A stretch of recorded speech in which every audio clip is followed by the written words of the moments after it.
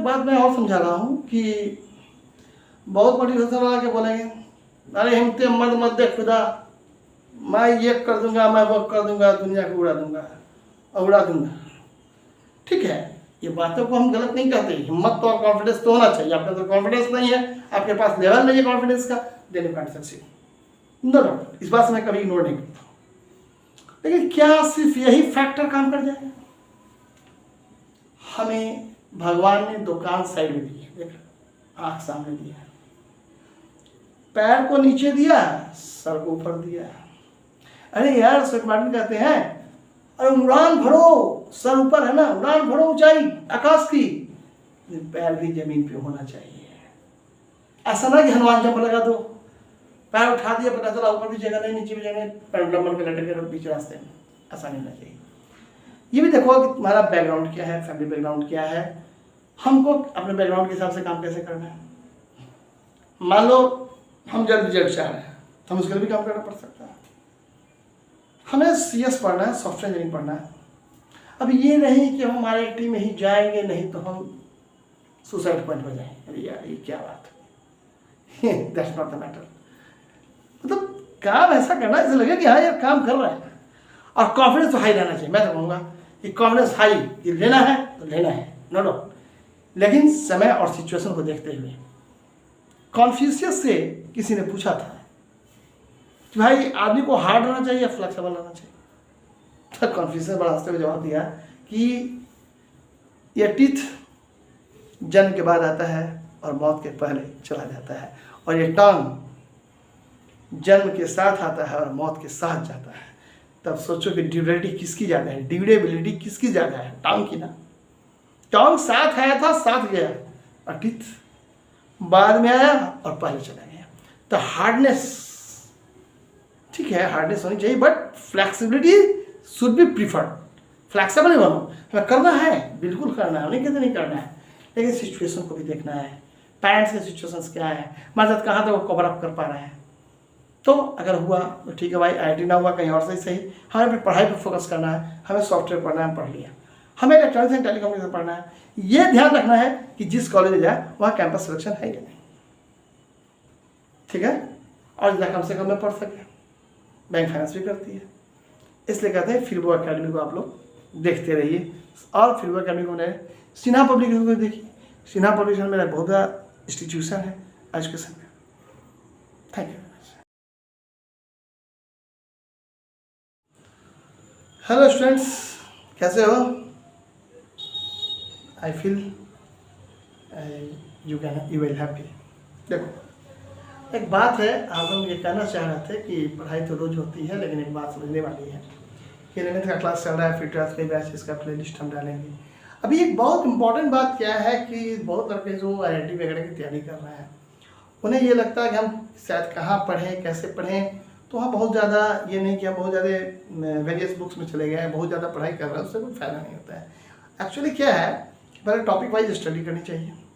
Topic wise study करने के बाद आपको किताब पढ़ने के लिए आपको ये देखना पड़ेगा कि किसी बुक से पढ़ने में कि प्रॉब्लम किस तरीके से 10 साल के प्रीवियस पेपर्स में पूछे जा रहे हैं, जो क्वेश्चन प्रीवियस पेपर्स में पूछे जा रहे हैं उसके ग्राउंड पे आपको प्रॉब्लम पर स्ट्राइक्स करने की ज़रूरत पड़ती है।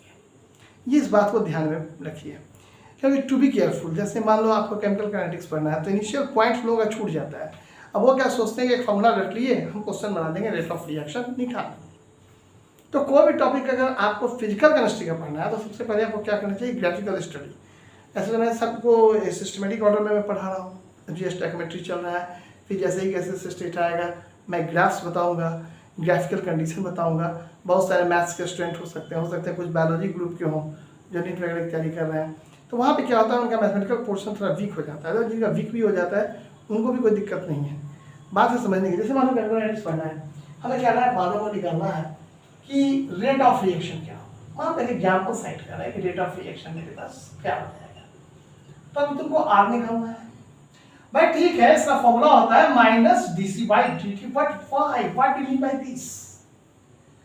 फिजिक्स पढ़ते हो तो फिजिक्स के जो मैकेनिक्स है, जो उसके रूल्स है, वही केमिकल काइनेटिक्स के रूल्स होते हैं। जैसे मान लो हम लोग बहुत बात क्या कहते हैं, अगर हमने कहा कि वेलोसिटी, तो मान लो एक्सेलरेशन में फिजिक्स में क्या कहते हो, हमने क्या कहा v minus u by t, या हम कह सकते हैं del v by del t, ये तो फॉर्मूला है। और अगर इंस्टैंटेनियस पोजीशन पर निकालें तो क्या बन जाएगा minus dv by dt, just like ये रेट को डिफाइन कर रहा है।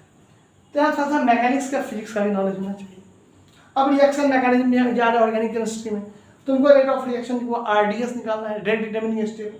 तो आरडीएस निकालने के लिए तुमको मालूम है कि जब स्लो स्टेप रिएक्शंस कैसे होंगे। भाई तो स्लो स्टेप रिएक्शंस जानने के लिए हमको आयनिक और मॉलिक्यूलर रिएक्शंस भी समझने होंगे। तो सबसे पहले क्या होता है कि जो स्टूडेंट नए होते हैं, 10th पास आउट होते हैं और कहीं रूरल बेल्ट जाते हैं, तो वो साइंस को ढंग से पढ़ नहीं पाते हैं। वो ये देखते हैं कि केमिस्ट्री फिजिक्स रट गई, हिसाब बना दिए और केमिस्ट्री को रट गए। रटने की बात नहीं है, इसलिए हमने 2 प्ले लिस्ट बनाया है। एक फंडामेंटल्स ऑफ केमिस्ट्री, जहां आप केमिकल रिएक्शंस को कैसे रिप्रेजेंट करते हो, लिखते कैसे हो, एकदम छोटी छोटी बातें हैं। एटम्स क्या है, आयंस क्या है, इलेक्ट्रॉनिक कॉन्फ़िगरेशन का बेसिस क्या है, तब बताएंगे एसिड क्या, लैंग्वेज देखो एसिड क्या होता है, बेस क्या होता है, ये केमिस्ट्री। बट मैं केमिस्ट्री की नहीं, लैंग्वेज की बात कर रहा हूँ। हम कैसे पहचानेंगे H2SO4 एसिड है, कैसे पहचानेंगे कि बेस है, सोडियम हाइड्रोक्साइड एक बेस है। सॉल्ट में तुम कहोगे L2SO4 अल्युमिनियम सल्फेट एक सॉल्ट है, कैसे कहोगे, कैसे, इस फॉर्मूला यही होगा, कैसे जानोगे।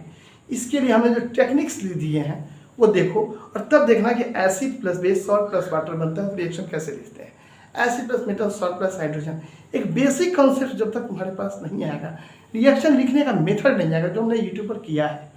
तो फंडामेंटल्स ऑफ केमिस्ट्री को भी देखो। ऐसे मेरा एक सिन्हा पब्लिकेशन भी है, मैं आर सिन्हा हूँ, और सिन्हा पब्लिकेशन पे भी हमारे बहुत सारे बुक्स भी रहे हैं। और advance numerical in physical chemistry +2 का, 12th क्लास का, और इन IIT के लिए मैंने लिखा भी है। तो बहुत सारे बुक्स का ही फैसिलिटी आपको मिल सकता है समय के साथ, और वो भी सिन्हा पब्लिकेशन में मिलेगा। तो जिन लोगों को विशेष जानकारी हो कि सिन्हा पब्लिकेशन क्या है, तो एक इंस्टीट्यूशन है जहाँ बुक्स की भी बात होती है और साथ साथ एक इंस्टीट्यूशनल बात होगी। सिन्हा पब्लिकेशन पर जाएंगे तो हम देखेंगे आप लोग कि वहाँ पे मैं वेबिनार भी कर सकता हूँ, या सेमिनार भी करूँगा, इवेंट्स भी लाऊंगा, सब कुछ करूँगा, ताकि मैं ज़्यादा से ज़्यादा स्टूडेंट्स को कोऑर्डिनेट कर सकूँ, ताकि स्टूडेंट्स के अंदर जो एक डर है कि हम बहुत पढ़ना पड़ रहा है, हम 18 घंटा लेबर नहीं करेंगे तो हमारी रिजल्ट सक्सेस नहीं आएगा, या बहुत ज़्यादा पढ़ेंगे, तो ऐसा कुछ नहीं होता है। एक्चुअली पढ़ने की रणनीति बनानी पड़ती है। ग्राफिकल रिप्रेजेंटेशन हमको पढ़ना है तो पढ़ना है, ठीक है। मैथ वाले को पता है कि y = से स्ट्रेट लाइन का इक्वेशन होता है, लेकिन जानना पड़ेगा कि पॉजिटिव एक्सियल रिएक्शन में या निगेटिव एक्सियल रिएक्शन में कैसे एंगल फॉर्म करता है। तब y = अगर नहीं समझोगे तो फिजिकल केमिस्ट्री का कोई भी ग्राफ क्लियर नहीं होगा। उसी प्रकार कैलकुलस को ही पढ़ना पड़ता है, नहीं पढ़ोगे तो काइनेटिक्स का क्वेश्चन नहीं बनेगा। इलेक्ट्रोकेमिस्ट्री बहुत लड़के क्या करते हैं, मैं देखता हूँ फिजिकल में, कि जल्द से जल्द वो चाहते हैं कि हम बस फॉर्मूला को यूज़ कर लें, से रिएक्शन जान जाए, हम न्यूमेरिकल बना लें, तो 2-4-10 मिनट में तो बन जाएगा। नहीं, जब टिपिकल केस आएगा फंस जाओगे। फर्स्ट क्यों है? Because you have no concept, the concept should be necessary. ये बहुत इंपॉर्टेंट है, कितना प्रॉब्लम बनाते हो। इंपॉर्टेंट ये है कॉन्सेप्ट क्या है। इनिशियली पढ़ाई करने के लिए पहले कॉन्सेप्ट की जरूरत होती है कि इलेक्ट्रोकेमिस्ट्री में क्या है। हम देखें कि इलेक्ट्रोलाइसिस है क्या, इलेक्ट्रोलाइट्स होते क्या हैं और काम कैसे करते हैं, जहाँ फिजिक्स और केमिस्ट्री का कॉम्बिनेशन होता है। जैसे मान लो केमिस्ट्री में क्या कहते हो, फिजिक्स में क्या कहते हो कि metal has free electrons so it conducts electricity. हम लोग क्या कहते हैं केमिस्ट्री में कि मेटल हैज फ्री इलेक्ट्रॉन्स, ठीक है, वैलेंस, हम उसको वैलेंस इलेक्ट्रॉन करें तो वैलेंस इलेक्ट्रॉन ही तो कंबाइन करेगा किसी एलिमेंट से। तो वैलेंस इलेक्ट्रॉन जो है क्या करेगा, वो उसको लूज करेगा। हम पढ़े, हम लोग हमारे यूट्यूब पर देखो कि वैलेंस इलेक्ट्रॉन क्या कर रहा है, लॉस कर रहा है। तो metal flows the electrons, either metal flows the electron और metal loss their electrons as per their valency, ठीक है। फ्लोज इलेक्ट्रॉन्स तो metal conducts electricity, flow of electron is current. तो भाई हम जानेंगे तब तो हमको फिजिक्स का भी थोड़ा नॉलेज होना चाहिए, तब हम कैपेसिटर को भी समझते हैं फिजिक्स में। यहाँ फिर हम आते हैं तो हम केमिस्ट्री को भी देखते हैं। तो इस चीज़ को देखने की चीज़ है कि हम इसको कैसे किस रूप में लेंगे। हम बहुत सा छोटा सा वीडियो भी बना रहे हैं सिर्फ कि आप लोग इस बातों को समझिए और पढ़ने के तरीके से हमारे कॉन्टैक्ट में रहिए या फिर सिन्हा पब्लिकेशन पर भी देखते रहिए। Thank you. अब देखो, अब एक चीज़ तुमको बता रहे हैं स्ट्रैटेजी। जैसे एग्जाम्पल के साइड पर देखो, स्ट्रैटेजी या एक टूरी बात हम समझा रहे हैं, बता रहे हैं। स्ट्रैटेजी कैसे बनाओगे इसको भी देखो। जैसे मान लो हमें पढ़ना है कोई भी चैप्टर, अब मान लो इसमें पढ़ना है स्टोइकोमेट्री, बड़ा इंपॉर्टेंट टॉपिक है जो तुम्हें पढ़ना पड़ता है, स्टोइकोमेट्री। इसको पढ़ने के लिए तुम्हें क्या पढ़ना पड़ेगा, तुम्हें जाना पड़ेगा मोल, ठीक है, मोल फ्रैक्शन, जानोगे कि नहीं, मोल फ्रैक्शन, मोलारिटी को कैपिटल से रिप्रेजेंट करते हैं, नॉर्मेलिटी पढ़ना पड़ेगा। नॉर्मेलिटी पढ़ने के लिए तुमको केमिकल इक्विवेलेंस पढ़ना पड़ेगा, केमिकल इक्विवेलेंस। अब नॉर्मेलिटी तभी जानोगे जब इक्विवेलेंस का आइडिया होगा। यहाँ आता है इक्विवेलेंट वेट आता है, जिसमें बहुत सारी चीजें आती है, इससे इक्विवेलेंट वेट आ जाता है, नंबर ऑफ ग्राम इक्विवेलेंट आ जाता है। अब इसको नहीं जानोगे तो नॉर्मेलिटी समझ में नहीं आएगा, और दोनों को नहीं जानोगे तो इसके बीच रिलेशन समझ में नहीं आएगा कि जब मोलरिटी और नॉर्मेलिटी दिया हो तो वैल्यू कैसे निकालते हैं। तो यानी हमको देखना पड़ता है, मान लो जैसे एग्जाम्पल के लिए हमें गैसेस स्टेट पढ़ना है, तो गैसेस स्टेट अगर तुम पढ़ने जा रहे हो, मान लो बात कर रहे हैं, यहाँ तुमको देखना पड़ता है कि कोई ग्राफ है, ये ग्राफ आइसोथर्म है नहीं है, इसका कहाँ टेम्परेचर कांस्टेंट होगा नहीं होगा, इसके लिए हमें इक्वेशन पढ़ना पड़ता है, y = mx + c straight line equation.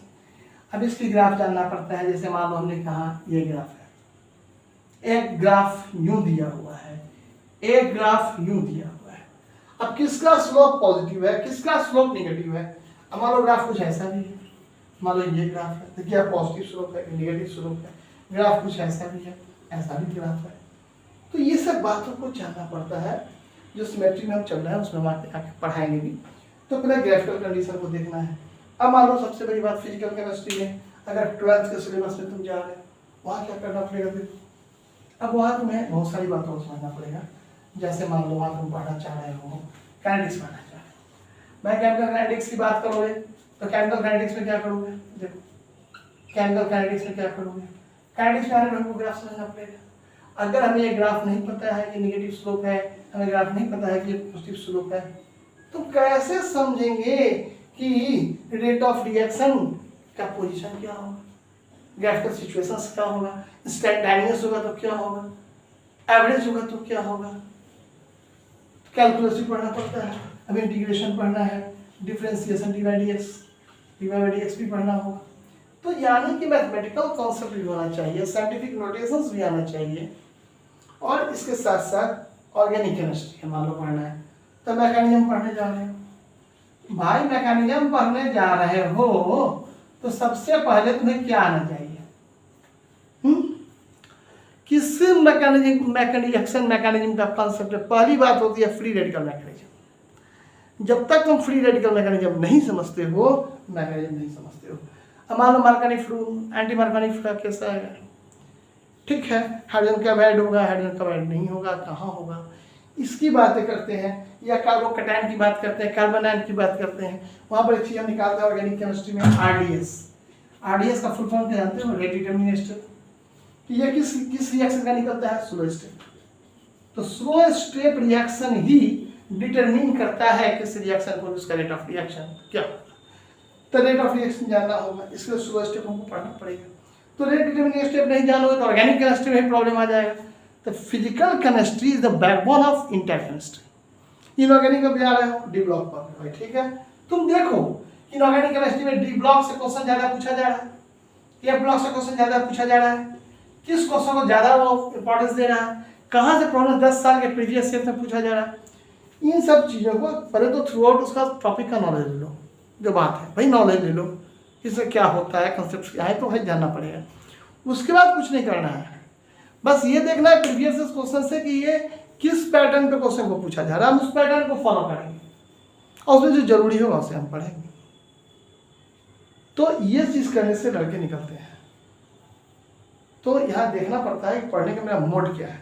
बहुत कम देर पढ़ के लड़के रिजल्ट ले लेते हैं।